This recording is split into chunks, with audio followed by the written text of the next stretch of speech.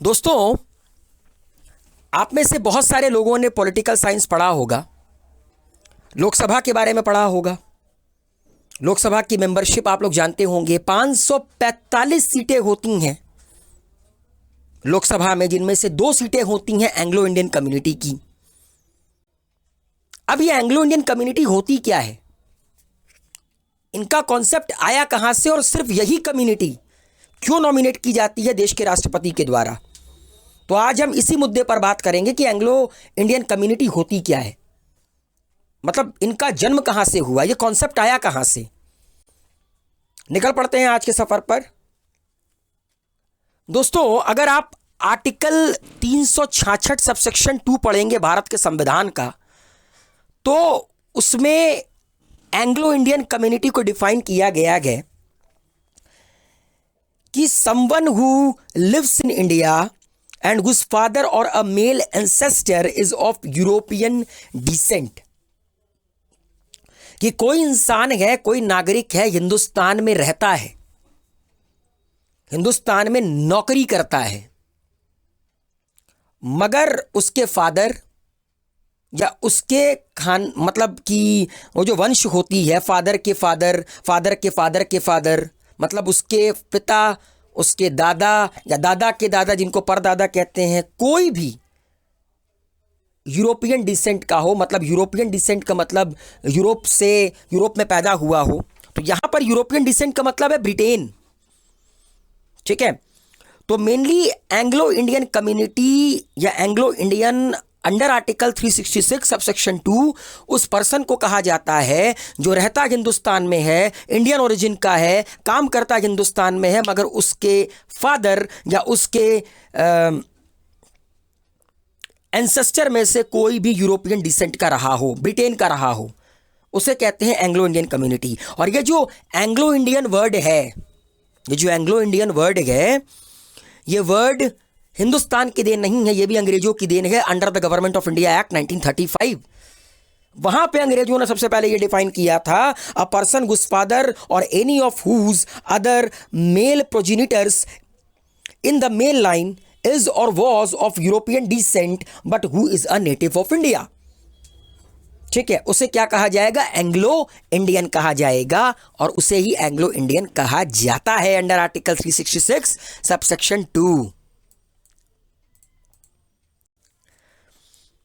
जब अंग्रेजों ने हिंदुस्तान में टेलीफोन लाइन बिछाना शुरू किया, रेल ट्रैक बिछाना शुरू किया, तब ये क्या करते थे कि ब्रिटेन के लोगों को हिंदुस्तान लेकर आते थे कि चलो बेटा वहां पर काम मिलेगा, काम धंधा करना।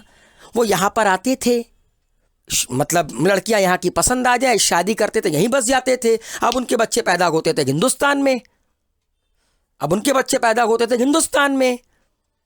तो धीरे धीरे कर 1854 के बाद हिंदुस्तान में एंग्लो इंडियन की तादाद बढ़ी।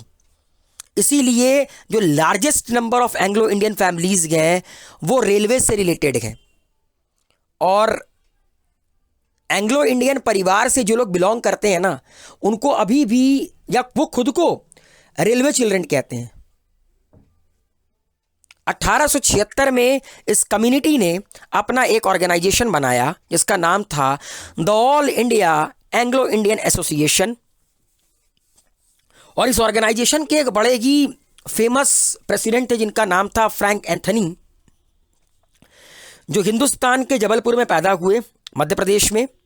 बाद में जाकर भारत की संविधान सभा जो कि 1946 में बनी, the constituent assembly of India, उसके ये मेंबर बने, और इन्हीं के इंसिस्टेंस पे, इन्हीं के आग्रह पे आर्टिकल 331 जोड़ा गया भारत के संविधान में, जिसके तहत देश का राष्ट्रपति 2 मेंबर को नॉमिनेट करता है एंग्लो इंडियन कम्युनिटी से लोकसभा में।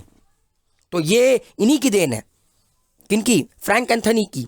और आप बिलीव करेंगे ये 7 बार मेंबर ऑफ पार्लियामेंट रहे हैं अंडर दिस आर्टिकल, मतलब 7 बार इनको नॉमिनेट किया गया राष्ट्रपति के द्वारा under this article as a member of parliament.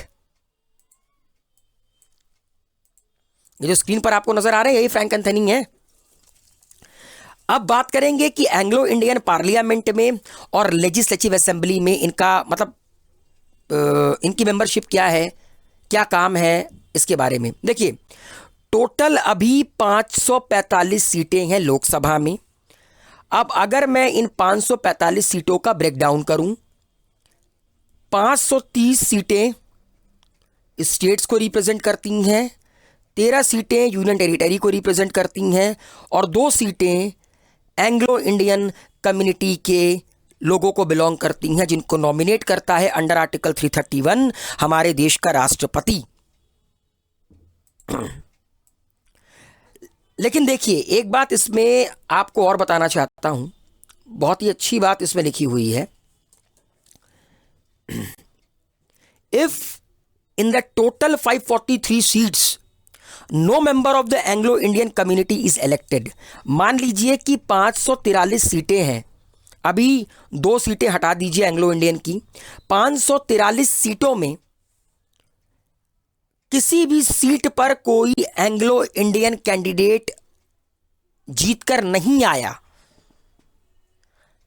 तो राष्ट्रपति अंडर आर्टिकल 331 2 लोगों को इस कम्युनिटी से नॉमिनेट करेगा लोकसभा के लिए। याद रखिएगा, यहां पर कंडीशन होती है कि अगर कोई बंदा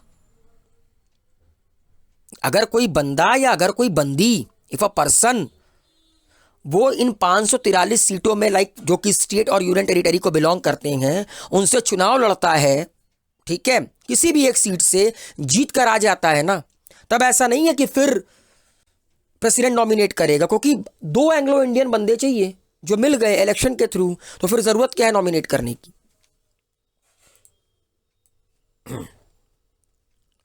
ठीक है, in the event of the 2 people being elected by the parliament, अगर प्रेसिडेंट नॉमिनेट करता है तब तो 545 सीटें कहलाएंगी, अगर नॉमिनेट नहीं करता है तो, क्योंकि ऑलरेडी इलेक्टेड होकर आ गए इलेक्शन में, तो 543 सीटें ही होंगी। जैसे कि अगर आप कभी विकिपीडिया में सर्च कीजिएगा, 543 सीटों पर पूरा का पूरा इलेक्शन होता है।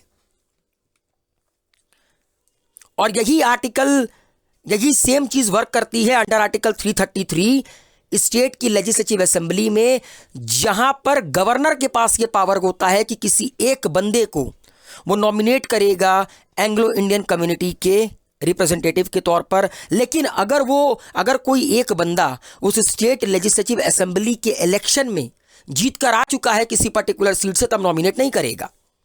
ठीक है, and according to 10th schedule, अगर आप 10वां शेड्यूल पढ़ेंगे भारत के संविधान का, जिसको 52वां अमेंडमेंट कर 52वां संशोधन कर ऐड किया गया कि कोई भी एंग्लो इंडियन पार्लियामेंट में जाने के बाद, मान लीजिए वो नॉमिनेट होता है राष्ट्रपति के द्वारा, तो 6 महीने के अंदर अंदर वो किसी भी पॉलिटिकल पार्टी को ज्वाइन कर सकता है, जिस भी पॉलिटिकल पार्टी को उसको ज्वाइन करने का मन हो, इधर इट भी बीजेपी, कांग्रेस, कोई भी।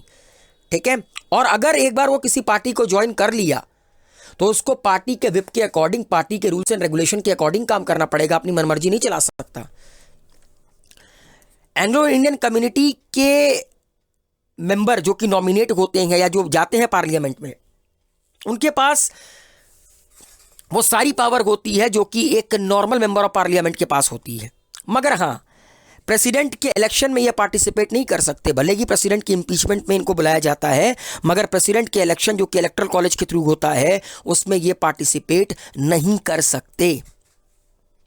ठीक है, डेरेक ओब्रायन सिर्फ और सिर्फ एक ऐसे एंग्लो इंडियन थे जिन्होंने राष्ट्रपति का चुनाव जो कि 2012 में हुआ था, जिसमें प्रणब मुखर्जी जीत कर आए थे, उनमें उन्होंने वोट किया था as a member of the Trinamool Congress, जो कि ममता बनर्जी की पार्टी है वेस्ट बंगाल की। इस वक्त 2 एंग्लो इंडियन लोकसभा एमपीज, और ये दोनों के दोनों बीजेपी से हैं। एक है, स्क्रीन पर नजर आ रहे हैं, रिचर्ड गे जो कि केरला से हैं, और दूसरे हैं आपके जॉर्ज बेकर जो कि बंगाल से हैं। तो दोस्तों, आज के वीडियो में इतना ही। उम्मीद है आप लोगों को एंग्लो इंडियन टर्म समझ में आया होगा, एंग्लो इंडियन के प्रोविजन समझ में आए होंगे, इनसे रिलेटेड आर्टिकल समझ में आया होगा। वीडियो को लाइक, शेयर, कमेंट करना ना भूलिए। गुरु घंटाल को सब्सक्राइब कीजिए, बेल आइकन को प्रेस कीजिए। Thank you so much.